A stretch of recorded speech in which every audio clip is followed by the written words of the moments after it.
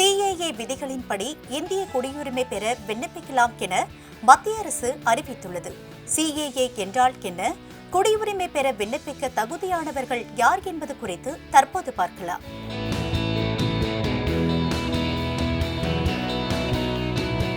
பொதுவாக ஒரு நாட்டில் குடியுரிமை பெறுவதால் அந்த நாட்டுக்குள் எங்கே வேண்டுமானாலும் சுதந்திரமாக குடியேறலாம். தகுதியின் அடிப்படையில் அந்த நாட்டின் அரசு வேலையில் சேரும் வாய்ப்பை பெறலாம். மேலும் எந்நேரம் வேண்டும் என்றாலும் நாடு கடத்தப்படுவோம் என்ற அச்சம் இன்றி நிம்மதியாக வாழும் நிலை ஏற்படுவதுடன் வாக்குரிமை மூலமாக அந்த நாட்டை யார் ஆள வேண்டும் என்பதை குடியுரிமை பெற்றவர் முடிவு செய்யலாம்.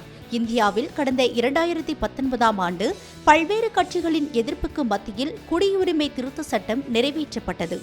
அண்டை நாடுகளான பாகிஸ்தான், வங்காளதேசம், ஆப்கானிஸ்தான் ஆகிய நாடுகளில் சிறுபான்மையாக உள்ள இந்துக்கள், சீக்கியர்கள், சமணர்கள், பௌத்தர்கள், பார்சிகர்கள் மற்றும் கிறிஸ்தவர்களுக்கு இந்திய குடியுரிமை வழங்க இந்த சட்டம் வழி செய்கிறது.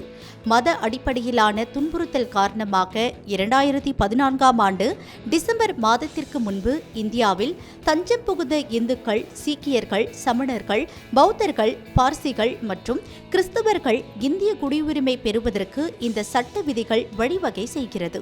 இந்த சட்டத்திற்கு குடியரசுத் தலைவர் உடனடியாக ஒப்புதல் அளித்தார்.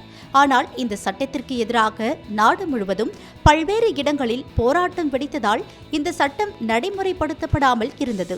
தமிழ்நாட்டை பொறுத்தவரை பட்டியலில் இடம்பெறாத சிறுபான்மையினர், இலங்கையில் உள்நாட்டு போரால் பாதிக்கப்பட்ட தமிழர்கள் போன்றோர் இந்த சட்ட திருத்தத்தின் மூலமாக இந்திய குடியுரிமை பெற வழிவகை செய்யப்படவில்லை.